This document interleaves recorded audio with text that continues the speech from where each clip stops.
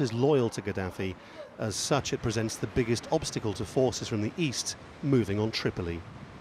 Yet west of Sirte and still east of Tripoli, the rebels are said to now hold Misurata. The town has been the scene of days of heavy fighting, with the city falling and then being counter-attacked by pro-Gaddafi forces. But he now seems to have lost the army and therefore the town. Just as significant is the town of AlJazeera west of Tripoli. That's also said to have fallen. It's here that opposition protesters have claimed the army, with heavy weapons, killed large numbers of protesters armed only with hunting rifles. Yet here too the army changed sides. That in turn all means that in theory Tripoli is in a pincer. And so what of the situation in the capital? The most recent images from foreign media invited by the Gaddafis suggest hasty attempts to clean up the centre and an area around Gaddafi's stronghold still said to be under his control. But contrary to Gaddafi's claims, there's plenty of evidence to suggest that Tripoli is not stable, and some reports have suggested dozens killed in clashes. Scenes from some of the poor suburbs like Tajoura in eastern Tripoli seem to suggest the police have simply melted away. It all lends weight to reports from Tripoli that Gaddafi's forces have been trying to pay local men to take up arms against the insurgency. There's no question the ground upon which Gaddafi built his empire is slipping away. His military options look increasingly limited. Lawrence Lee, Al Jazeera. Very hard for obvious reasons to try and estimate how many people have lost their lives so far during the Libyan uprising. Ban Ki-moon says more than 1,000 already. But Libya's deputy ambassador to the United Nations puts the number far higher than that. And with Gaddafi threatening to open up weapons depots to arm civilians, there are fears of more deaths to come. Gaddafi's repeatedly said he will fight to the end, house to house, until the last man is standing. So interesting to hear from Libya's former justice minister declaring his intention to form a national council based in Benghazi to rule the east of Libya. We've come up with a new constitution and strategy for the implementation of democratic elections in Libya under the supervision of international organizations. Al Jazeera's Jackie Rowland is there for us. Any sign of this new administration having any effect yet, Jackie? Well, at the moment, they're really just setting themselves up, and to that end, the former Justice Minister has been touring around various important cities here in the east. On Sunday, he went to Al-Baida, which is further east from Benghazi, in order to hold consultations with local elders, community leaders. At the moment, the main point of contention seems to be the proposal, at least from some quarters, that a certain number of people who were associated with the Gaddafi regime should be involved in these councils. And many ordinary people here, people, if you like, who've been really at the forefront of this revolution, are very much dead against the idea that any member or former member of Gaddafi's regime should simply be able to recycle themselves and now try to sit on this new council. Jackie, if you take a look around the streets, and it looks like it's terrible weather there at the moment, but if you dare to venture out, can you see signs, visible signs, that a new chapter is being written in Libya's history? Well, yes, what you see when you go out is kind of chaotic business as usual. You see very big traffic jams around the market area. You see banks open again, people going about their business, both here in Benghazi and in Al-Baida, where I was earlier on Sunday. Banks opening for the first time, shops tentatively starting to open. The main mark, if you like, that things are different is the fact that the huge posters of the great leader, which used to adorn roadsides and buildings, have now all been torn down. But apart from that, really there isn't any sign at the moment that these cities are in any way involved in any kind of unrest, or indeed that they seem to fear any imminent threat of any attack from outside. Jackie, are the people there in Benghazi and Al-Baida, are they still prepared to put themselves on the line for the fight to free the rest of Libya? Well, they're showing the signs of being ready to do that, and people who we've spoken to have said they will. I was talking to some Air Force officers on Saturday in Al Baida, who had deserted on the first day of the uprising and who had actually resisted attacks both from the land and the air by pro-Gaddafi forces. They said that they were prepared to and were preparing to actually move forward to the west and take their fight to Tripoli. And also here in Benghazi, recruiting offices have opened up around the city, and people are apparently going to sign up, indicating their willingness to take part as irregular forces to continue pushing west with the fight to unseat Gaddafi.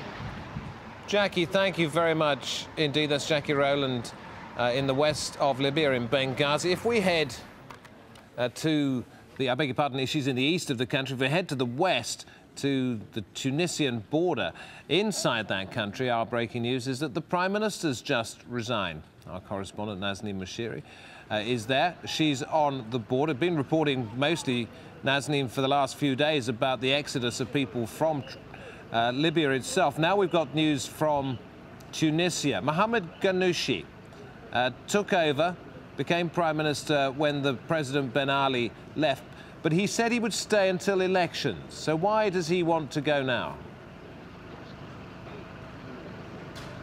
There has been an immense amount of pressure on Mohamed Ghannouchi, the Prime Minister. He was an interim Prime Minister, as you say. After Ben Ali fled, he decided to take care of the caretaker government, to stay in power. He was Prime Minister under Ben Ali, a deeply unpopular character for many ordinary Tunisians who very much associated him with the former ruling party and Ben Ali's regime. In the last 48 hours, we have seen unprecedented protests on the streets of Tunis. We've also seen several people killed in those protests. The pressure was immense on him to go. That's what people were calling for. That's why people came out onto the streets.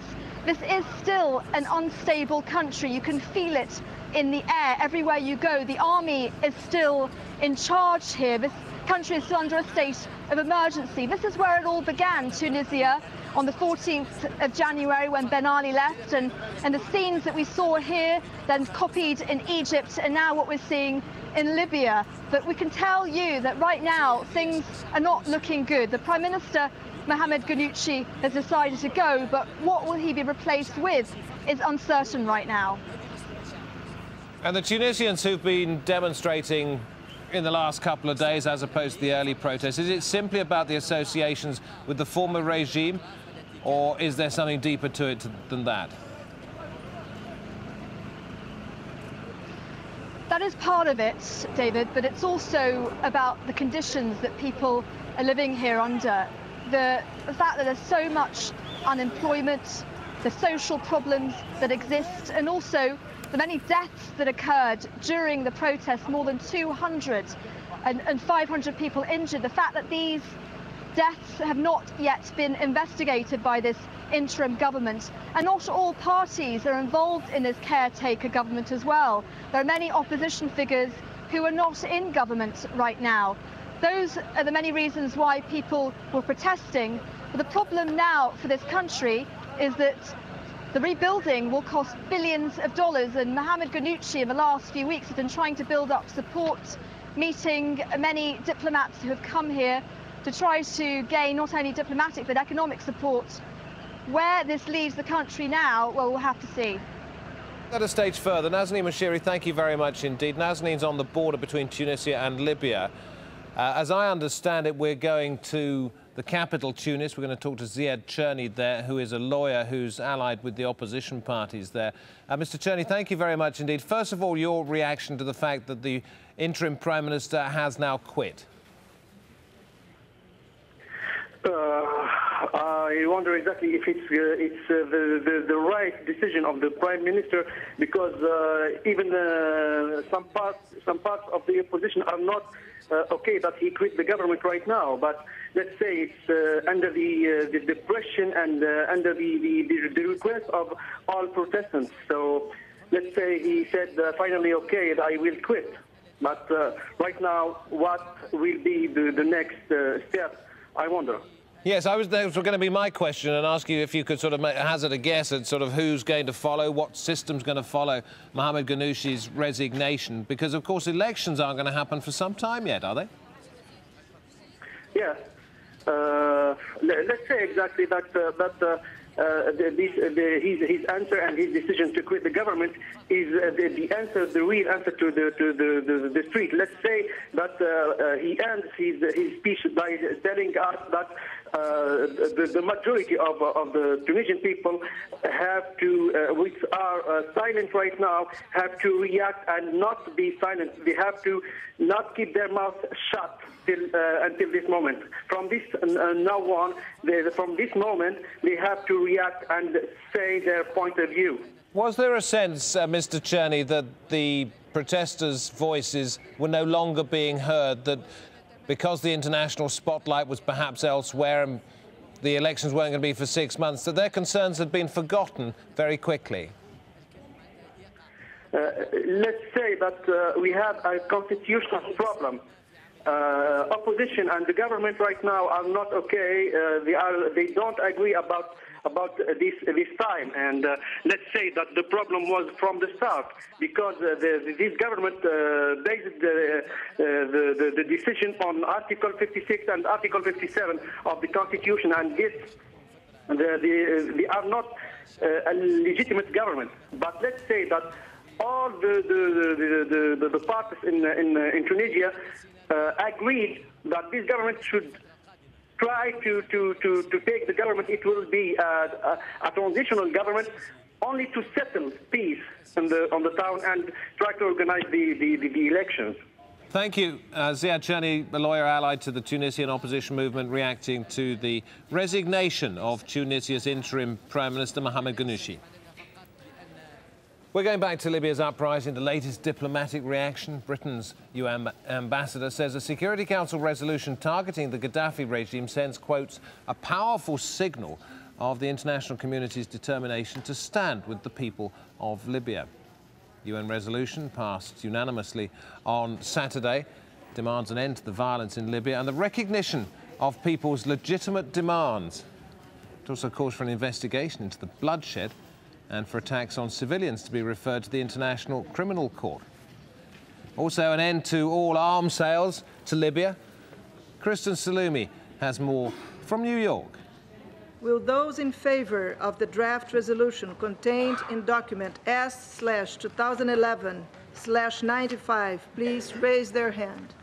It took all day for the Security Council to reach an agreement, but in the end, the message to Libya's Muammar Gaddafi from the Security Council was strong and unified. All 15 members agreed to impose sanctions.